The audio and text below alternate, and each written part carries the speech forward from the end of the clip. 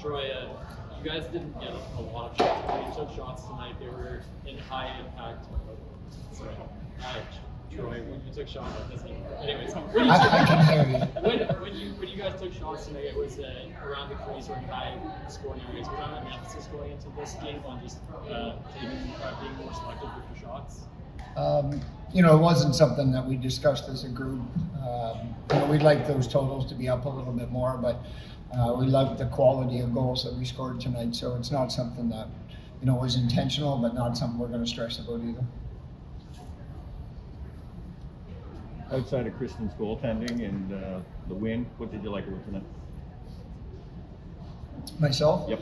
I thought our connectivity, like the connectedness on the breakouts was really good. Gave us good possessions coming out of our zone, which set us up for some success in the neutral zone. So really like that. It's something we've been working on the past month, and it's nice to see some success with it tonight. And Blayre, the carryover from the regular season, pretty much what you wanted? Yeah, I think the whole season we've been building and building, waiting to get into playoffs and trying to fine-tune our game every week and get better so that when the playoffs arrive, we were ready to go. And I think there's still a few areas that we can keep improving on, but overall we're pretty happy with where we're at, and we know that we can still take it to a whole nother level. So we're excited to get back on the ice for game 2, but we're really proud of our execution here in game 1. I'm going to ask that you pass the mic. This is for broadcast.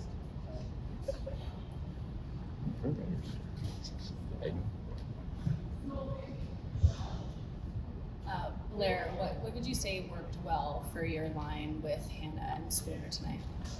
I think we were really good on our breakouts. I don't think we had a ton of O-zone possession, but I think we were creating chances off the rush, and rush chances start with a good breakout. So we were in good positions and spots on our breakouts, and then I think we were doing a good job of making sure we had a net driver and that the puck carrier had some options as we entered the zone. I think that's something that we'll try to continue to carry over into our next games.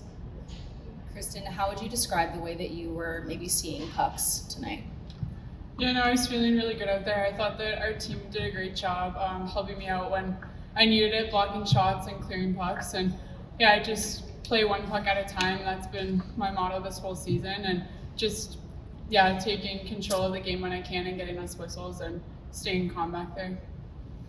Blayre and Kristen, I wonder how the atmosphere stood up to what you imagined it would be like. Obviously, playoff hockey was what you've been waiting for. The atmosphere, the new building, everything tonight, how did it all stand up to what you sort of dreamed it would be? It was amazing. I think we kind of knew what to expect after our game at Scotiabank, and then having these games sell out just as quickly as that one did. We knew that the crowd would be loud and the fans would be engaged, and they were. I think right from warm-up there were so many signs in the crowd, and as soon as we stepped on the ice for puck drop, the fans were so loud, and I think having home crowds like that really helps calm the nerves and gets you excited to be on the ice and ready to play. So the crowd was awesome, and we're looking forward to another big atmosphere like that for game 2. Just to build off of that question, Coach Clee said that the crowd didn't have a negative impact on mentality. In fact, it was great because it gave the players a sense of real playoff hockey.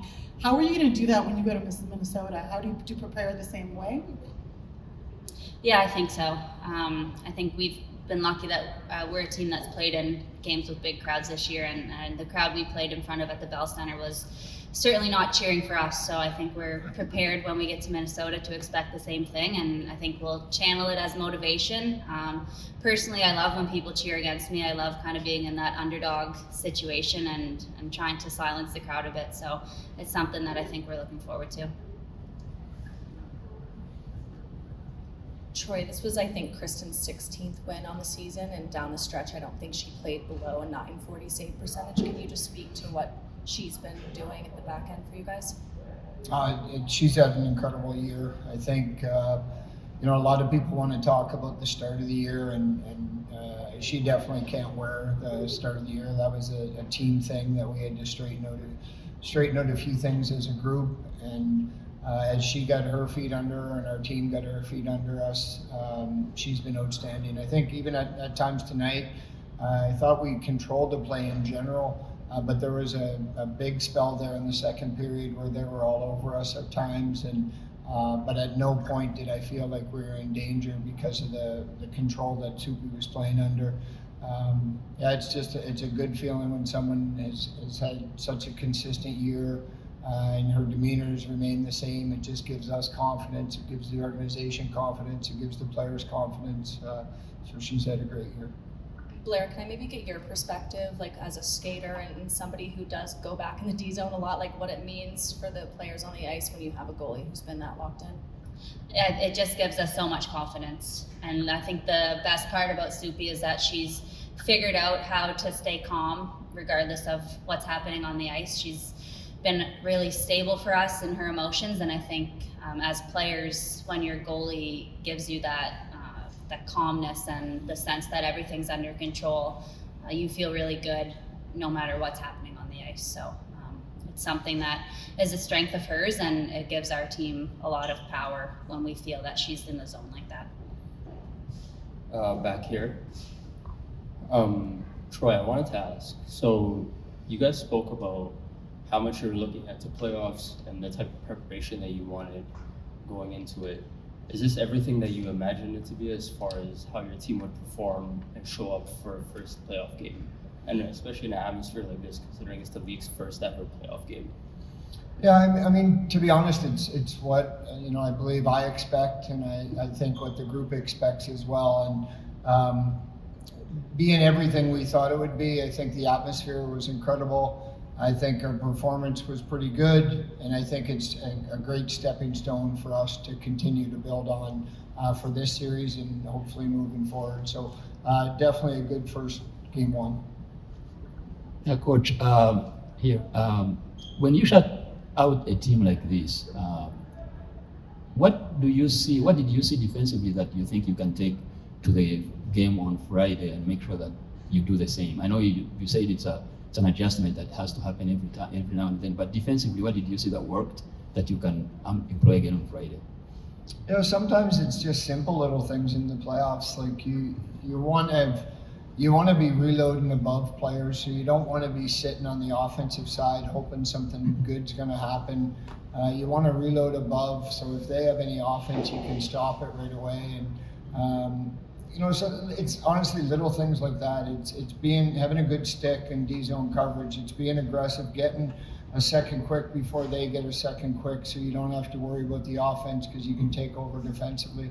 It's honestly, like, we talk a lot about it. It's doing things that sometimes other groups aren't prepared to do, and we've tried to do it all year, and we've tried to make it an expectation in this group that we want to play a playoff brand of hockey right from day one, and the group has done an amazing job just doing the little things that can separate you from other teams. Blayre, we've seen Spooner score a ton of goals already this year. On your goal, the pass, did you even have to move your stick? And is that an underrated part of her game, maybe? It actually hit my skate. Oh, okay, my bad. But no, I think anytime Spooner has the puck and she's close to the net, she's either putting an accurate shot where the goalie is not, or she's making a hard pass to someone's blade. So she's someone that has been so reliable for us offensively, and anytime she has the puck in the O-zone, she's a threat to score or make a great play. Kristen, I know you've heard the soup chants all year, but hearing it in a venue of this size, just what does that support mean to you? Yeah, no, it's been pretty special.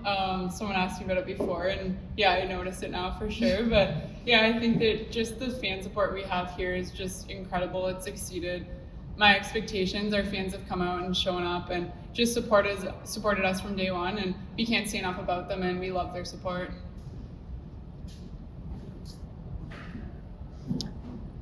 Thank you. This is for Troy. Often in these big games, the star players definitely know how to step up. What can you say about your role players, the third line especially? And I think there are a couple of unsung heroes, maybe like Comfer and Bach had really strong games. Yeah, Blayre and I were just talking about it before we came here. In a game one for sort of our third and fourth line or our 13th forward to play the minutes they were able to play tonight. It's great for tonight's game, but it's also something that sets us up for success moving forward. When you're trying to jam potentially 5 games into a short a short period. You can't be relying on 1 or 2 lines or 3 or 4 D. You got to get some key minutes over some other players, and I thought they did a great job tonight and played the right way. They stepped right in and played playoff type hockey, so that's what we're going to need if we're going to be successful. This question's for Troy and Blayre. You know, throughout the season in all of your games, you know, we've seen either you guys can score on the rush or you can score when you have that offensive possession, and we saw it on the rush today. But how does that make you guys that much more confident that, you know, the well's not going to dry up on a playoff run like this, that you can score in multiple different ways depending on how your opponent plays you? You want that one? Sure. I think what's special about our team is each line, I think, has a different type of offense that we can bring, but as a team we've got a couple different types of offense too, and it's something that we emphasize a lot in our practices. I know my line, we try to get offense low because we're pretty big and strong power forwards, and I think Nursey's line, they're great at puck possession and making really nice passing plays like you saw in Emma's goal. And as a team, I think if we can mix those up in the playoffs and get offense different ways, I think that's how we'll be successful. But we know moving forward that defensively, Minnesota's going to try to probably stop my line on the rush a bit more and maybe be a bit more aware of when my line's on the ice. They're going to maybe have to check a bit harder down low, and same with Nursey's line and Jesse's line. And then we have like our third and fourth line. I think they contribute a lot offensively as well. So I think in playoffs, you know that the defense from the opponents is going to tighten up. So for us, being able to have different strengths offensively will be key. We've said it internally all year that if you just try to create low offense, that can be shut down. So if you just try to create high offense or east-west, like we want to always, it's like the success of our group is in the variance and the ability to go from one to the other. And it's not always by design, it's more by necessity at times, right? If teams are playing a tight gap, you got to be willing to put some pucks or drive some pucks in behind them. And sometimes that earns you a better gap in front, and then you try to create some high offense. So it's been the difference for this group all year, and then their ability to go back and forth. Obviously, you guys just hosted the first ever PWHL playoff game, and you guys hosted the first ever PWHL game. How would you compare like the nerves for this game? Were you more prepared because you had that other first nerve-wracking game?